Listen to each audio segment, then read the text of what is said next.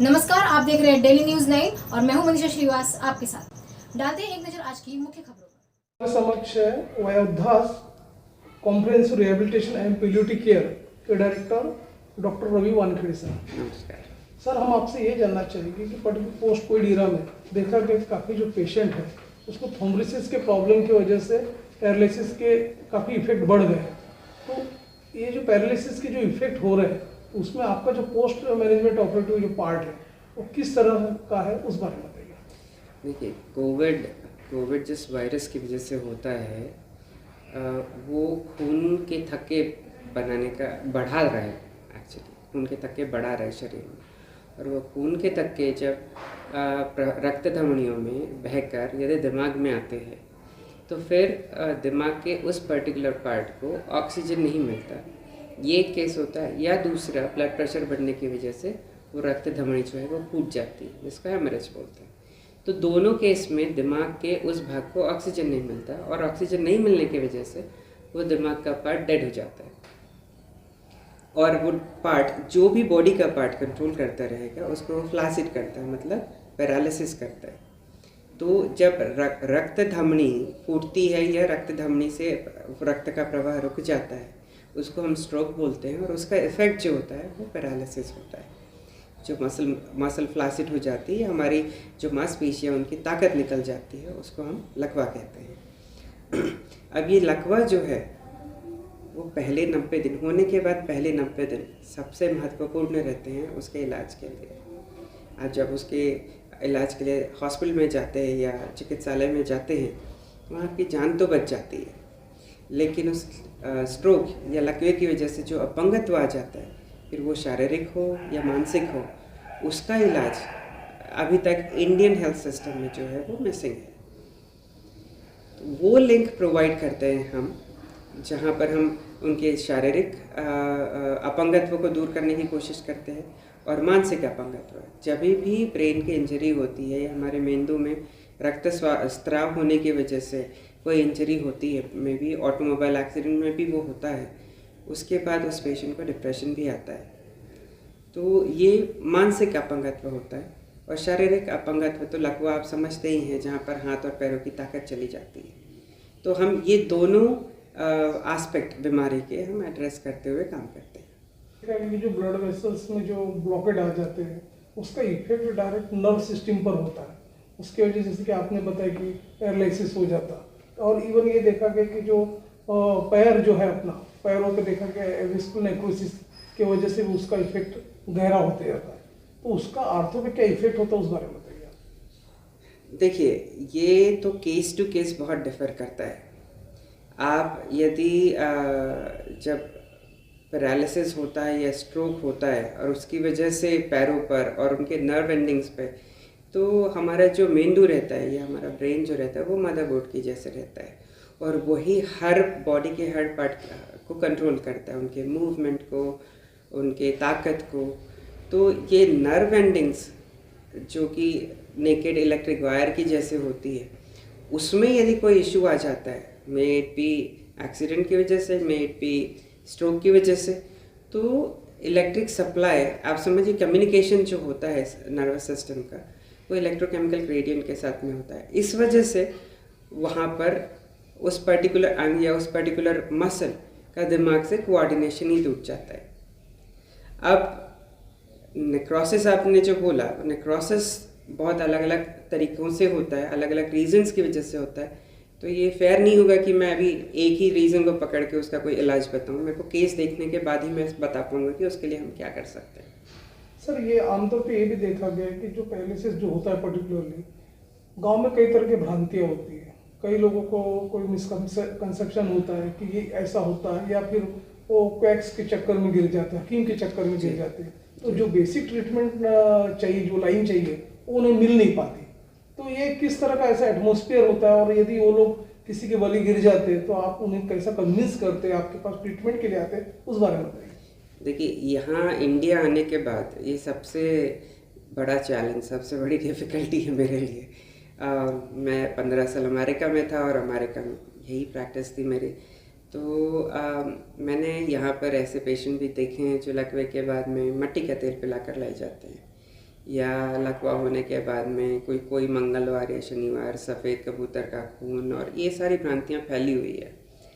तो अंधविश्वास और विश्वास, इसमें बहुत ही फाइन लाइन का फ़र्क है, बहुत ही जीना फ़र्क है। तो विश्वास से तो मैं कभी किसी के खेल नहीं सकता, लेकिन हाँ, अंधविश्वास में ये कहूँगा कि आप पहले उसके पीछे का वैज्ञानिक कारण समझें, और यदि वो वैज्ञानिक कारण आपको समझ में आता है उपचार के पीछे, तो आप उस उपचार के लिए आगे आइए या आगे जाइए। बहुत सारे ऐसे उपचार हैं जिनके पीछे वैज्ञानिक कारण नहीं है। तो बहुत बार देखा गया है कि फ़ायदा करने से ज़्यादा वो पेशेंट को नुकसान ही करते हैं।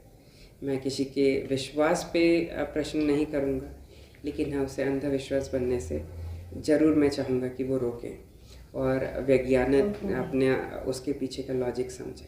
ये भी बताइए कि जो वयोधा जो आपका पर्टिकुलर क्लिनिक है, हॉस्पिटल, इसमें किस तरह का अपना पोस्ट ऑपरेटिव मैनेजमेंट है, या क्या किस प्रकार के कॉम्प्रिहेंसिव पैकेजेस यहाँ अवेलेबल है, किस तरह की आधुनिक स्पेशलिटी है, उस बारे में बताइए।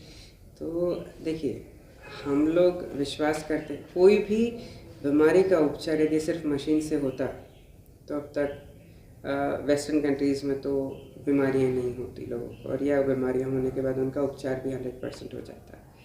तो हमारा सबसे पहला विश्वास है कि हम जब तक मैन्युअली हम खुद पेशेंट के ऊपर काम नहीं करते, मैन्युअली काम नहीं करते, तब तक हमको रिजल्ट नहीं दिखता। इवन आप जब खाना पकाते हैं तो आप चेक कर देखते हैं कि नमक उसमें किस प्रमाण में चाहिए और कितना पड़ा है और कितना और डालना है या ज़्यादा हो गया है। तो जब तक हम पेशेंट को खुद असेस नहीं करते, तब तक हम ये नहीं जानते कि पेशेंट की बेसिक डिफ़िकल्टी क्या है, कहाँ सबसे ज़्यादा तकलीफ़ है। तो वो असेसमेंट और उसके बाद ट्रीटमेंट, ये दोनों मैनुअल हमारे यहाँ होता है। इसमें मल्टी डिसिप्लिनरी, मतलब अलग अलग डिसिप्लिन के प्रोफेशनल्स एक पेशेंट पे काम करते हैं। जैसे फिजिकल थेरेपिस्ट जो होते हैं वो कमर के नीचे काम करते हैं। ऑक्यूपेशनल थेरेपिस्ट जो होते हैं रोज़मर्रा की लाइफ में जो हम काम करते हैं, बटन लगाना है या बाल बनाना, वो सारी चीज़ें हमारे कमर के ऊपर वाले भाग से की जाती है। तो उनमें भी ताकत नहीं होने की वजह से हमको उनके ब्रेन को रीट्रेन करना पड़ता है, ताकि जैसे आप छोटे बच्चे को रीट्रेन करते हैं ना, वैसा हमको वापस उनके दिमाग को रीट्रेन करना पड़ता है। सेम चीज़ उनका बाउल ब्लैडर कंट्रोल चला जाता है। तो बाउल ब्लैडर कंट्रोल लेने उनको जगह पर ही मल और मूत्र हो जाता है जिसकी उनको भनक तक नहीं लगती। तो उसके लिए उनके मस्तिष्क को वापस हमको ट्रेन करना पड़ता है, जहाँ उनको वापस से ये समझ आए कि अभी मल और मूत्र त्यागना है। इसके अलावा जैसे मैंने पहले बोला कि हर ब्रेन इंजरी पेशेंट को डिप्रेशन होता है, उसके लिए क्लिनिकल साइकोलॉजिस्ट की मदद ली जाती है।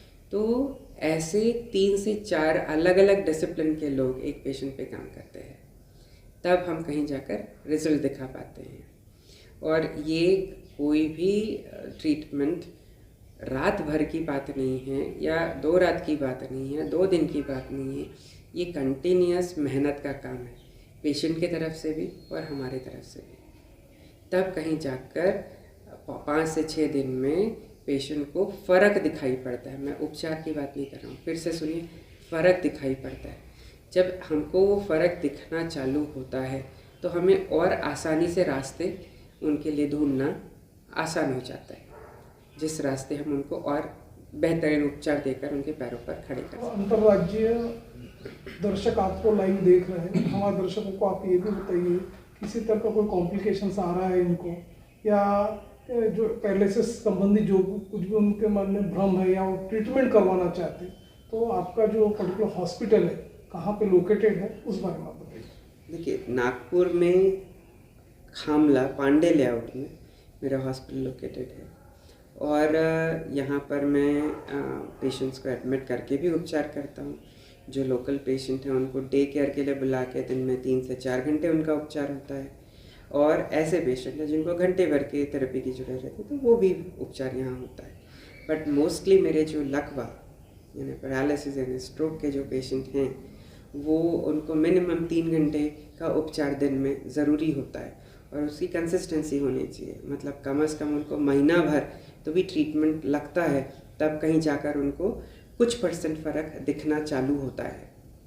और ये दोनों तरफ की मेहनत होती है। जब लकवा होता है तो सबसे पहले यदि आपको थोड़ा भी अंदेशा है कि इनको लकवा हुआ है या स्ट्रोक हुआ है तो आपको 2 से 3 चीज़ें आपने करनी चाहिए। सबसे पहले आप उनको उनका नाम पूछिए। यदि वो अपना नाम बता पाते हैं फिर उनको उनकी जीभ बाहर निकालने के लिए बोलिए और जीभ ऊपर नाक की तरफ मोड़ने को बोलिए। और तीसरा, उनको खड़ा करके उनके हाथ ऊपर करने को बोलिए। यदि ये 3 चीज़ें वो ढंग से कर पा रहे हैं तब हो सकता है कि उनको लकवा ना हो। लेकिन इन तीनों में से एक भी कोई चीज़ वो नहीं कर पा रहे हैं तो बहुत बड़े चांसेस हैं कि उनको लकवा हुआ है। आप मुझे फ़ोन कॉल भी कर सकते हैं। मेरा फ़ोन नंबर आपके कैप्शन पे चालू है 9730398371। आपको किसी भी तरह का प्रश्न हो लकवे के बारे में आप मुझे पक्का फ़ोन कीजिए। धन्यवाद। ऐसी ताज़ा खबरों की अपडेट के लिए आप देखते रहिए डेली न्यूज़ 9 और हमारे चैनल को लाइक करें, ज़्यादा से ज़्यादा शेयर करें और सब्सक्राइब